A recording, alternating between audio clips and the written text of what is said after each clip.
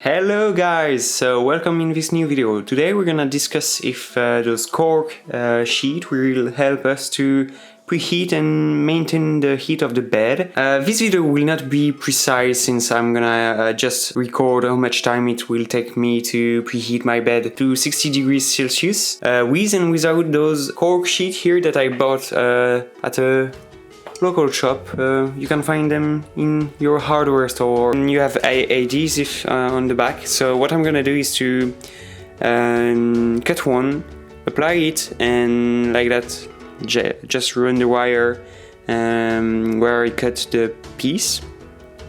And I'll stick the second one, which is provided in the pack underneath. So what I'm gonna do is to turn on the printer and start the timer when I start preheating the 3D printer, the bed mainly, and see how much time I need to reach 60 degrees on the bed. So let's get started. Then I'm gonna apply the Cork sheet underneath the bed and I'm gonna show you how I'm gonna do that. So here we go. I'm gonna turn on the printer and yeah, those Cork sheets are here. So I bought 4 of them because I'm gonna apply this add-on on this printer, the M8, and my second printer, which is up here. Yeah, so like that I can do 2 videos, one in French and one in English. Great, so yeah, I have my 4 pieces here, as you can see here. So yeah, there is adhesive in the back and that will be much easier to apply, I think. I'll tell you if those resist to 60 degrees temperature or even higher, and if those don't unstick underneath.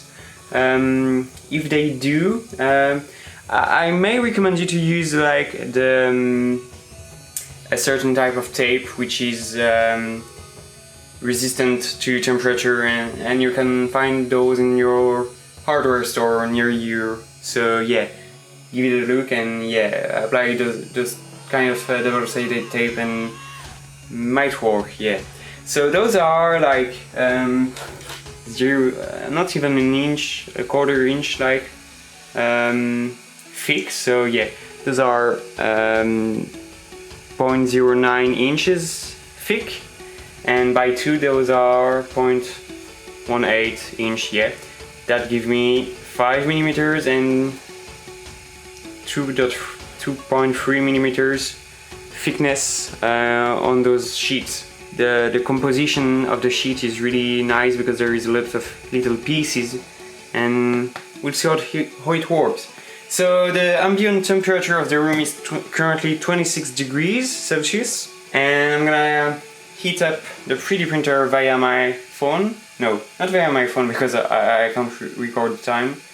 So yeah, here is the sheet. I'm gonna put it aside and turn on the preheat in 3, 2, 1.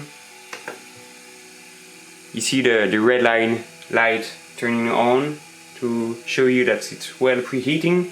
So yeah, I'm gonna wait until it's getting to 60 degrees Celsius. It's a 12 volts with MOSFET. This is my setup currently, so yeah. I'm trying to tell you the MOS setting I have to make sure this test is quite accurate in your situation. So yeah, it really depends on every printer, as I always tell you. So yeah, it's currently 1 minute past, so 40 degrees Celsius. When it's reached 60 degrees, the red light should turn off. So yeah, and it will turn off.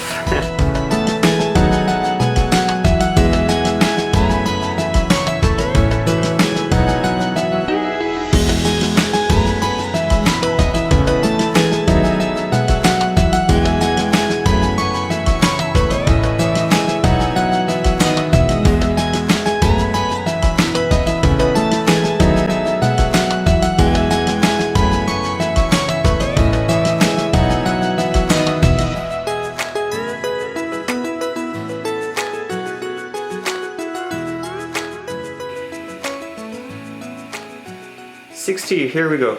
3 minutes and 54 seconds to the bed to preheat and reach 60 degrees. So yeah, I just stopped when I saw the temperature reach 60 degrees on the screen, on the LCD screen. Yeah, and it's already preheating back again to maintain the temperature of the bed. So I'm gonna turn off the printer and install those 2-layer sheet cork that I bought for like €3 or something.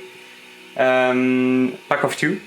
And yeah, that's really cheap, and I think it's gonna improve quite a bit. I saw many people using this upgrade, and yeah, I'm really looking forward to see how much improvement it does make on your printer.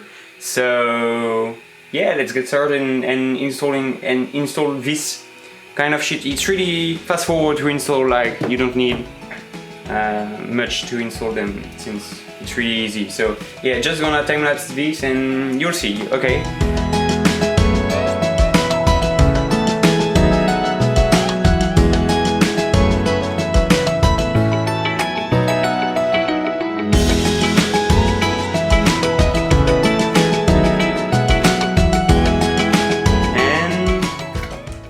Here we go. So I'm done applying the corks on the back of the heat bed, and I'm pretty satisfied on how it turned out.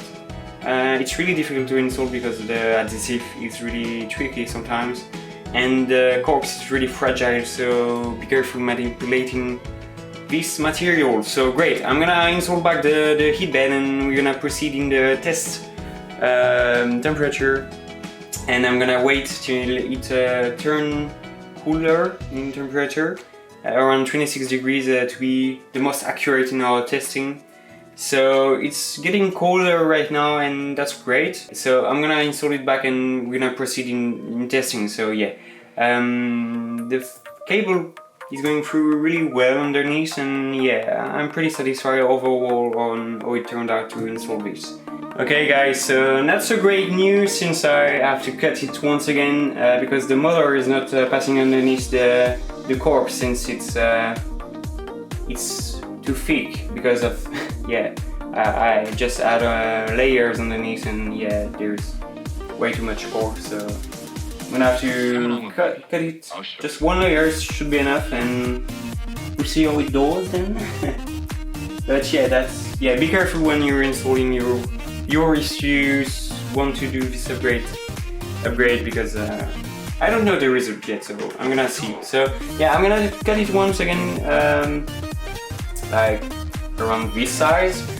I just drew the area where I need to cut, and we'll see how it turned out. So I'm gonna keep you updated on this, and yeah.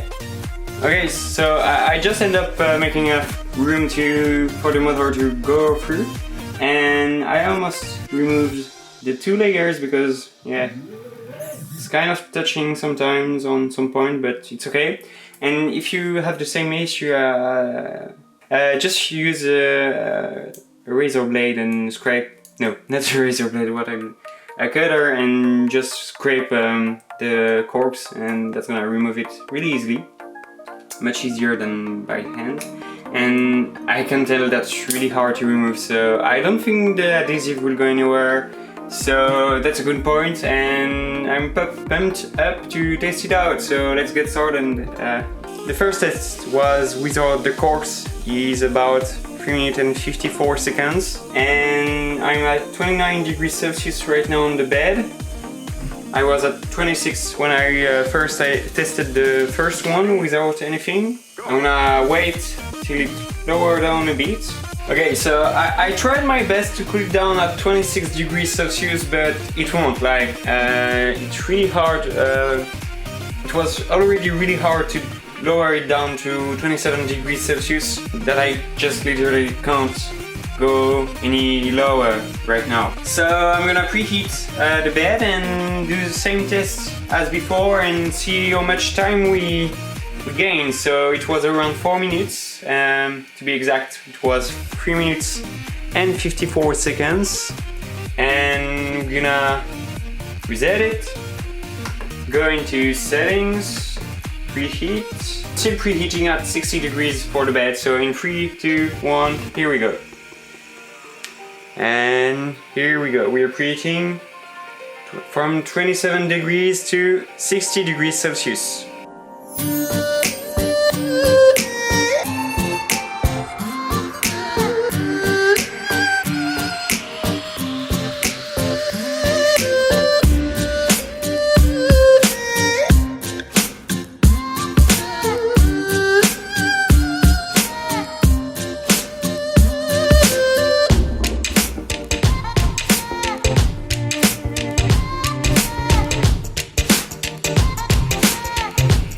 Yo, it took 4 minutes exactly, and yeah, it just reached 60 degrees as you saw, and that's really impressive, I have to say, even though it took like 6 seconds longer.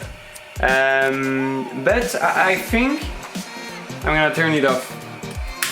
Okay, I think the most impressive was when it started heating up. Like, I'm not sure how it turned out, and the first preheating like really progressive, and the one with the corks was like going high, and then when it started reaching like 50 degrees it slowed down really much. What I do is I think like when it starts preheating without the corks, the heat dissipates by underneath the bed and can go everywhere. But once it's reached a certain temperature, the heat is kind of all around the bed, so it can't dissipate much more, if you see what I mean. I hope.